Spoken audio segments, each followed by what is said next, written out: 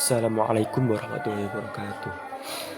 Alhamdulillahirabbil alamin wa bihi nasta'inu ala umuri dunya waddin. Wassalatu wassalamu ala asrofil anbiya'i wal mursalin wa ala alihi washabihi ajmain amma ba'du. Yang terhormat Bapak Zainul Mutakin selaku dosen pengampu studi hadis dan teman-teman mahasiswa ilmu Al-Quran dan Tafsir. Segala puji bagi Allah yang telah memberikan kita nikmat keimanan dan nikmat keislaman untuk menjadikan kita sebagai orang yang soleh. Salat serta salam tetap tercurah limpahkan kepada kehadiran kita Nabi Muhammad SAW yang telah menuntun kita dari zaman jahiliyah menuju zaman Islamiyah, yakni ad-dinul Islam wal-iman. Rabbi zidni ilma wa wasi' fi rizqi wa barik li fi ma razaqtani waj'alni mahbuban fi qulubi ibadik wa azizan fi uyunihim waj'alni wajihan fid dunya wal akhirah wa minal muqarrabin ya katsiran wa ya hasanal fi'al ya qa'iman bila zawal ya mudam bil misal falakal hamdu wal minnatu wa syarfa'al li hal sallallahu.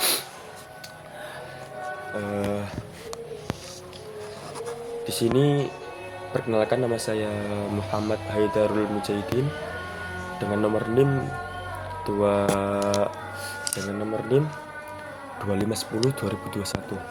Pada kesempatan ini saya akan menjelaskan menerangkan hadis-hadis yang begitu familiar,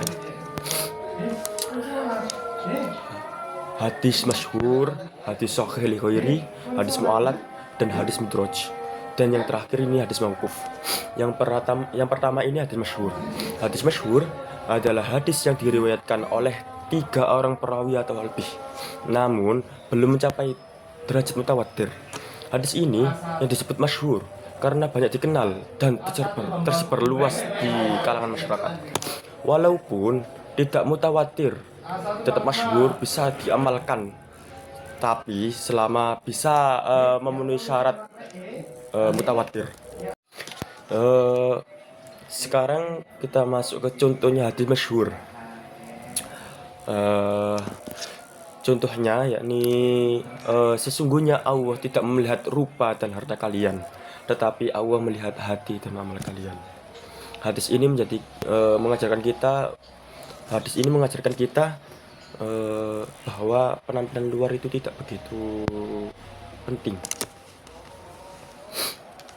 Kita masuk yang kedua, yakni hadis sahih li ghairi. Hadis sahih li ghairi adalah hadis yang awalnya berkualitas hasan, namun naik derajatnya menjadi sahih karena dikuatkan oleh periwayatan lain. Mungkin satu hadis belum terlalu kuat. Ketika ada beberapa hadis yang saling menguatkan, maka kedudukannya menjadi lebih tinggi.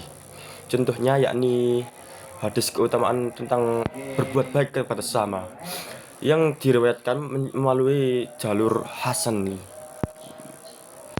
Yang ketiga yakni hadis mu'allaq. Hadis ini adalah hadis yang terputus, hadis yang periwayatannya terputus di awal.